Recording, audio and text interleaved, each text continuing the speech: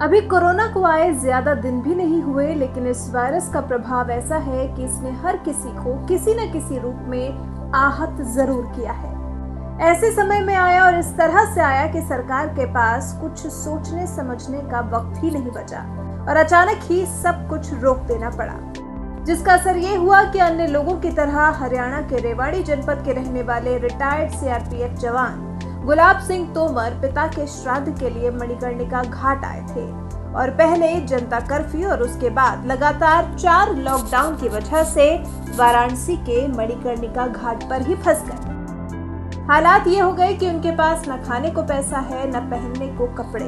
मणिकर्णिका घाट के अंदर एक मणि के अंदर वो इतने दिन से रह रहे थे, लेकिन वो कहते हैं ना कि भगवान को जब मदद करनी होती है तो वो किसी न किसी रूप में आकर मदद जरूर करता है।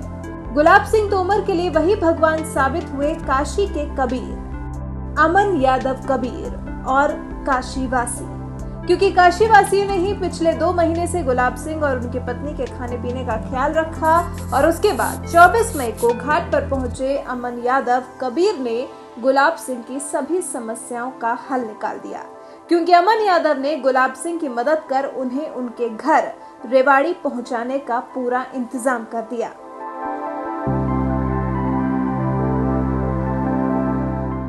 दरअसल अमन यादव मणिकर्णिका घाट पर एक शवदाह के लिए पहुंचे थे, जहां मोनू बाबा ने गुलाब सिंह तोमर के बारे में उन्हें जानकारी दी, जिसके बाद गुलाब सिंह की मदद के लिए अमन यादव ने 95 बटालियन सीआरपीएफ से संपर्क साधा। सीआरपीएफ के अधिकारी राजीव कुमार ने कहा कि ये हमारे रिटायर्ड अधिकारी हैं, हम इन्हें जाने के लिए पास तो बनवा देंगे, लेकिन वाहन की व्यवस्था करना मुश्किल है। जिसके बाद अमन यादव ने फेसबुक पर पोस्ट डाली और गुलाब सिंह के लिए मदद का आह्वान किया। केंद्रीय दुर्गा पूजा समिति टाउन हॉल के तिलक राज मिश्रा ने मदद के लिए हाथ आगे बढ़ाया। बताया कि एक गाड़ी दिल्ली से आ रही है, कुछ लोगों को लेकर उस गाड़ी से दिल्ली तक भेजा जा सकता है, लेकिन उसके बाद दिल्ली से रेवाड़ी तक का किराया गुलाब सिंह को खुद ही वहन करना होगा। लेकिन गुलाब सिंह के पास तो कुछ भी नहीं था, क्योंकि गुलाब सिंह की पेंशन ब्लॉक हो गई थी और इसी समस्या के निवारण के लिए वो इलाहाबाद गए थे और उसके बाद अपने पिता के श्राद्ध के लिए वाराणसी पहुंचे थे। वो पेंशन चालू नहीं हो पाई थी, तो गुलाब सिंह के पास तो कहीं भी जाने के लिए पैसा नहीं था। लेकिन यहाँ फिर अमन यादव उर्फ कबीर ने इंसानियत की एक और बड़ी मिसाल पेश कर दी। अमन यादव के पास उस वक्त 11,000 रुपए थे, वो उन्होंने गुलाब सिंह को दिए और फिर सीआरपीएफ की गाड़ी से गुलाब सिंह को पत्नी समेत हरियाणा के रेवाड़ी के लिए रवाना कर दिया। क्या नाम है? अमन कबीर। अमन जी, आपने एक सीआरपीएफ और सीआरपीएफ जवान की मदद की है, कैसे मदद की है? सीआरपीएफ के रिटायर्ड जवान थे जिनकी उम्र 54 साल थी। नाम गुलाब सिंह तोमर, रहने वाले हरियाणा रेवाड़ी के थे।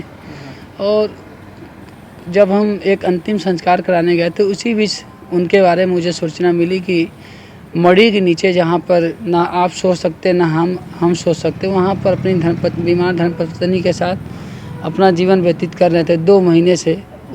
प्रयागराज उनका जो पेंशन है वो पेंशन ब्लॉक हो गया था, तो उसी के लिए प्रयागराज आए थे पेंशन खोलाना। फिर उनके मन में आया कि आए हैं तो काशी में भी घूम लें और पिताजी का श्राद्ध कर लें।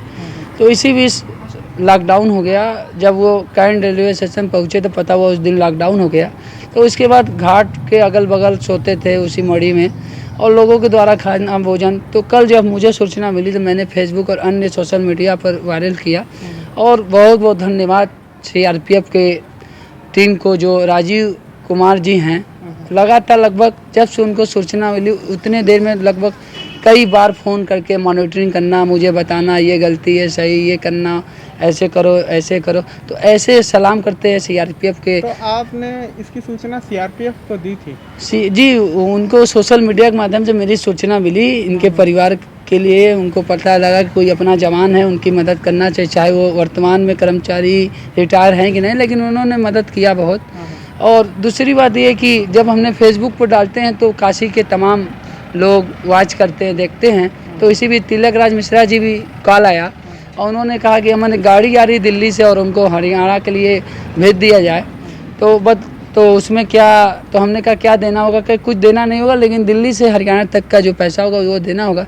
लेकिन हम धन्यवाद करते हैं बनारस के उन लोगों को जिन्होंने मुझे मैं अब तक जो सेवा करता रहता हूँ, तो कोई ना कोई मांगता तो हूँ नहीं, कोई ना कोई 100 500 जो हो पाता है सामर्थ्यवान वो देते, उस पैसे को जुटाता हूँ। कब मुसीबत आ जाए सेवा में और किसी की मदद करना हो, तो इसी प्रकार 10,000 रुपया मैं जुटाया था, और 1,000 रुपया मेरी माता जी ने आर्थिक रूप से उनको 11,000 रुपये में हम लोगों ने मदद करके आज सुबह ही गाड़ी से, हरियाणा की गाड़ी भी थी, उस गाड़ी से हम लोगों ने बाई कार बाई रोड हम लोगों ने उनको हरियाणा रेवाड़ी के लिए विदा कर दिया। तो 2 महीने लॉकडाउन वो कैसे बिताए अमन, इस परिस्थिति में कैसे वो बिताए? इस जब संकट किसी पर भी आती है, जैसे प्रवासी मजदूर जिस प्रकार से संकट में थे, ऐसे वो भी प्रवासी मजदूर की तरह अपना जीवन व्यतीत कर रहे थे। अगर संकट आया है, पानी मिले चाहे न मिले, लेकिन समय बिताना है तो बिना पानी का समय आदमी बिताता है। तो इस संकट में वो अपना समय बिता रहे थे, और भगवान ने उनके खाने की भी दिक्कतें हो रही? खाने पीने की पहले शुरुआत में दिक्कत हुई, लेकिन स्थानीय मोनू बाबा और तमाम थाना के लोग, थाना प्रभारी चौक भी प्रतिदिन खाना वाना भिजवाते थे, और आशुतोष तिवारी जी वो भी बहुत उनकी मदद किए। तो तमाम ऐसे लोगों को धन्यवाद जो इस मुहिम में साथ दिए।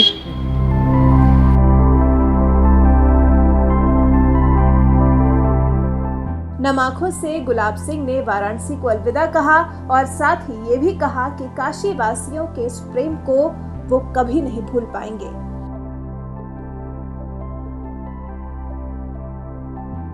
वाराणसी से शिवम गुप्ता की रिपोर्ट।